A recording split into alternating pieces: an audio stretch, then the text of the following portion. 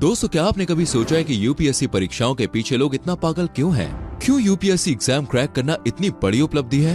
ये वीडियो दोस्तों बहुत ही रोचक है, अंत तक जरूर देखें। दोस्तों, यूपीएससी भारत की सबसे कठिन परीक्षा है।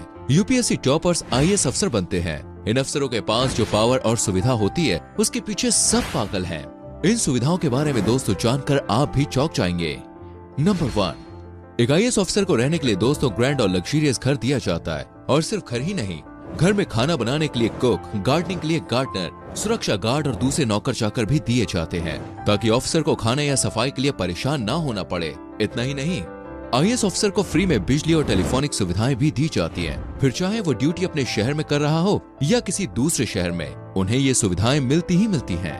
नंबर 2, दोस्तों किसी भी आईएएस ऑफिसर को किसी भी जगह पर आने जाने के लिए 1 से 3 आधिकारिक वाहन दिए जाते हैं। इसके अलावा ड्राइवर भी दिया जाता है। ऐसा नहीं है कि ये गाड़ी सिर्फ ऑफिशियल काम के लिए ही होती है, बल्कि ऑफिसर चाहे तो वो अनऑफिशियल काम में भी गाड़ी और ड्राइवर दोनों को ले सकता है।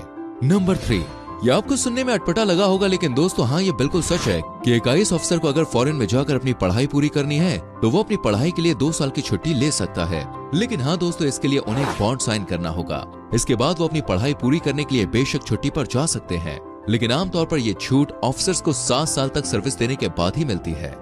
नंबर 4, अगर आईएएस ऑफिसर के घर में दोस्तों किसी को मेडिकल प्रॉब्लम होती है तो उसे फ्री में ट्रीटमेंट दिया जाता है। इसका पूरा खर्चा सरकार उठाती है। दोस्तों, हाल ही में आपने सुना होगा कि बड़ी बड़ी कंपनियां अपने कर्मचारियों को निकाल रही हैं, पर एक आईएएस अधिकारी को बर्खास्त करना देखिए बिल्कुल भी आसान नहीं है और इस प्रक्रिया के लिए व्यापक जांच और पूछताछ की आवश्यकता होती है। एक आईएएस अधिकारी को आजीवन पेंशन मिलती है, यानी जब तक वो काम करेंगे तब तक उन्हें पैसा मिलता रहेगा और साथ ही रिटायरमेंट के बाद भी मिलेगा। चुनाव आयोग, सीएजी, सीआईसी जैसे लगभग सभी संवैधानिक पद आईएएस अधिकारियों के पास है।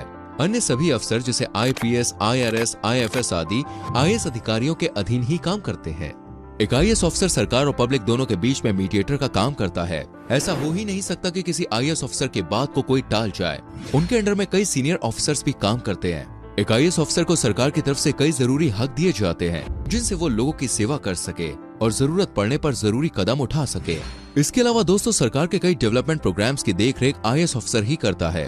आईएएस ऑफिसर ही कई विकास कार्यक्रमों के लिए फंड को अनुमति देता है। इसके अलावा भ्रष्टाचार कर रहे कर्मचारी और अधिकारियों पर लगाम लगाने पर भी ध्यान देता है। समाज में दोस्तों एक अलग पहचान और रुतबा मिलता है आईएएस ऑफिसर को। गाँव और शहरों में जमीन के लेन देन से लेकर प्रमाण पत्र बनवाने जैसे काम भी आईएएस ऑफिसर के अंडर में ही आते हैं। उम्मीद करते हैं दोस्तों आप समझ गए होंगे कि एक आईएएस ऑफिसर बनने के फायदे ही फायदे हैं।